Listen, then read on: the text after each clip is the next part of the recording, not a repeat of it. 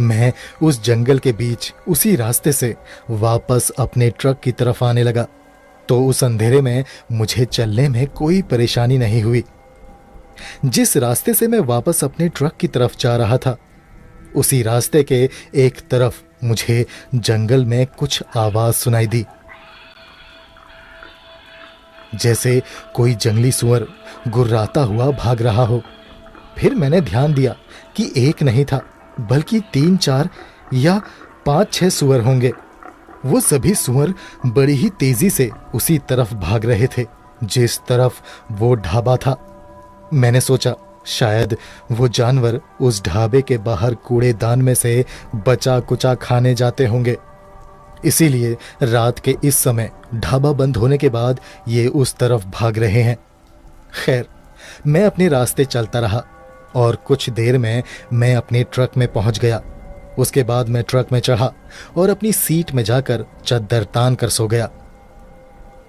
अगले दिन मैंने ट्रक के बाहर ही चूल्हा जलाकर उसमें चाय बनाई और बिस्किट खाकर मैं काम पर निकल गया। दिन भर काम में जुटा रहा और मजदूरों के साथ ही हल्का फुल्का खाना खाया।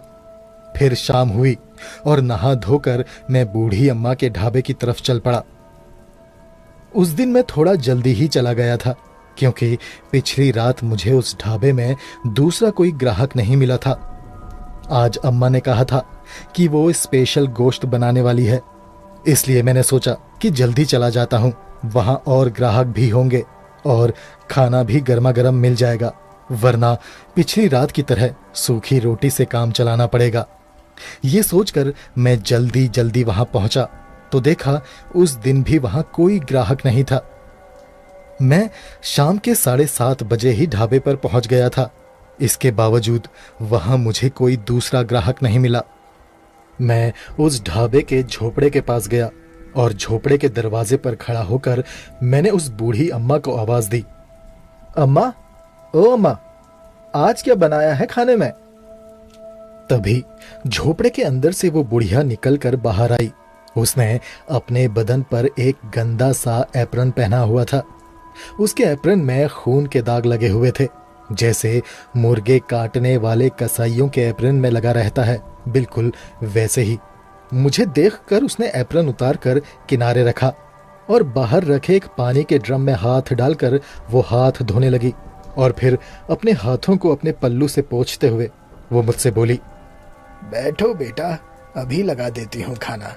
आज खास गोश्त बनाया है मैंने तुम्हारे लिए, खाकर बताना कैसा बना है। इतना कहकर वो जल्दी जल्दी अंदर चली गई। मैंने झोपड़े के बाहर दरवाजे पर लटकी हुई लालटेन उतारी और अपने सामने बेंच पर रखकर मैं भी आराम से बैठ गया। थोड़ी देर बाद वो बूढ़ी अम्मा एक बड़ी सी थाल लेकर आई और मेरे सामने रख दी और बोली, खाओ बेटा। और वो फिर से अंदर चली गई। मैंने देखा मेरे सामने थाल में 5-6 रोटियां रखी हुई थी। थोड़ा सा चावल था, सलाद और एक बड़े से कटोरे में मटन करी रखा हुआ था। उसके बगल में ढेर सारा सूखा गोश्त। इतना सारा स्वादिष्ट खाना देखकर मेरी भूख बढ़ गई।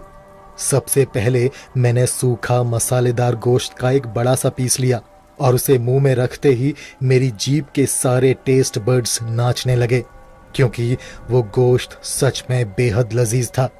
फिर मैंने रोटी का एक टुकड़ा तोड़ा और उसे मटन करी में डुबोकर ग्रेवी के साथ उस रोटी को खाया। उसका स्वाद भी एकदम अलग था। मैंने आज तक वैसा मीट नहीं खाया था, ना ही घर में, ना ही किसी होटल में। थोड़ी देर बाद वो बूढ़ी अम्मा एक गिलास और जग में पानी लेकर बाहर आई और बोली, गोश्त ठीक पका है ना बेटा? मैंने कहा, ठीक नहीं अम्मा, बहुत ज्यादा ठीक पका है। वैसे ये किस जानवर का गोश्त है? मेरे ऐसा पूछते ही वो बुढ़िया थोड़ा सा सकपका गई। उसके चेहरे पर एक अजीब सी मुस्कान आई और वो बोली, अब बेटा ये बकरे का ही गोश्त है। मैं अलग तरीके से पकाती हूँ ना, इसलिए इसका स्वाद अलग लगता है। फिर मैंने वापस खाने पर फोकस किया। वो बुढ़िया वापस अंदर चली गई। कुछ देर बाद वो फिर से बाहर आई और बोली, बेटा और चाहिए? गोश्त बहुत पड़ा है। मैंने कहा, अब नहीं नहीं अम्मा, बहुत खा लिया। ऊपर गले गले तक भर गया हूँ। पहली बार खाया है मैंने इतना स्वादिष्ट खाना। अब तो ऐसा लग रहा है जैसे बहुत दिनों तक भूख भी नहीं लगेगी।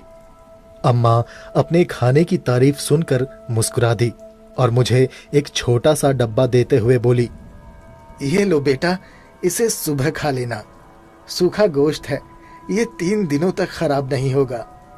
मैंने कहा, अरे अम्मा जी धन्यवाद, मैं आपसे कहने ही वाला था कि आप थोड़ा सा गोश्त सुबह के लिए भी बांध देना।